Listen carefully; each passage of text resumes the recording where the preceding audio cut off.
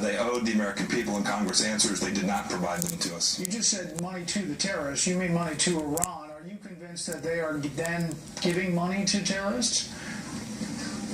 Well, Brett, there's no doubt about that. Even the administration acknowledges that some of the money that's been returned to the Ayatollah is ending up in the hands of terrorists who are fomenting terrorism all around the world. And this is the same country that's allowing Al-Qaeda to run free inside of their nation, inside the Islamic Republic of Iran. There's no doubt that the money that the Iranians now have their hands on is Hezbollah and places all around the world where the Iranians are committing acts. I want to ask you two quick questions about the election. One is Hillary Clinton. You had an effort underway to prevent her from getting intelligence briefings based on the email scandal and her testimony in front of the Benghazi committee. Are you still trying to do that? We are, but it appears that we're not going to be successful. It's absolutely the case that she has demonstrated that she is not capable of securing those important American secrets, and we shouldn't provide her anymore until we become convinced she knows how to handle it and keep that information secure. Our soldiers, sailors, and airmen deserve that, Brett. And last thing, there are many Democrats now saying, and some Republicans saying, that they think the Donald Trump campaign is coming unhinged and there's disarray inside. Are you concerned about it? I'll let the Trump campaign speak to that. Having spent a lot of time with Secretary Clinton as part of the Benghazi committee, I can assure you she's unfit to be the President of the United States. Congressman Pompeo, thanks for the time tonight. Thank you, Brett. A counterterrorism sting has a 13-year veteran of the Washington, D.C. Transit Police making history tonight, and not the good kind. He is facing terrorism charges for allegedly trying to help ISIS terrorists. Busted by federal authorities, the suspect was in federal court this afternoon. Correspondent Doug McKelway is in Alexandria, Virginia tonight. It is the first time a U.S. police officer has been arrested for providing material support to ISIS. 36-year-old Metro Transit officer Nicholas Young of Fairfax, Virginia, was arrested at Metro Transit Police headquarters this morning. At his home, police officers swarmed amidst curious neighbors. He was just a little weird. He was a little closed off. In his first appearance this afternoon, he asked for a court-appointed attorney.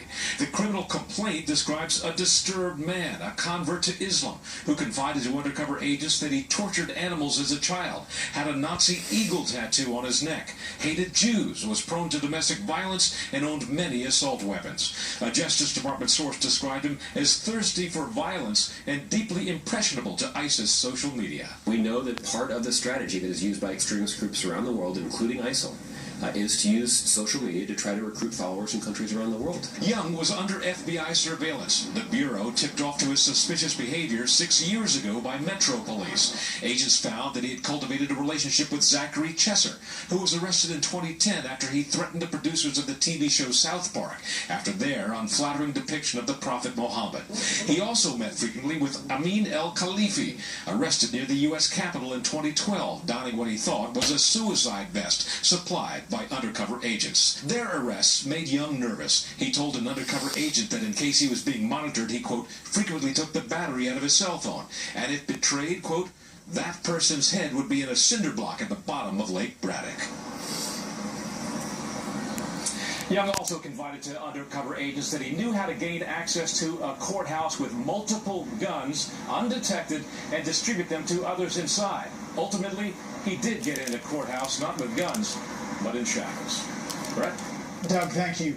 Up next, does Donald Trump need an intervention? Well, he's getting one, according to close allies. We'll explain. First, here's what some of our Fox affiliates around the country are covering tonight. KSAS in Wichita, as three-term Kansas Congressman Tim Huelskamp is upset in the Republican primary. The Tea Party lawmaker, who has been a persistent annoyance to GOP leaders, was defeated by obstetrician Roger Marshall.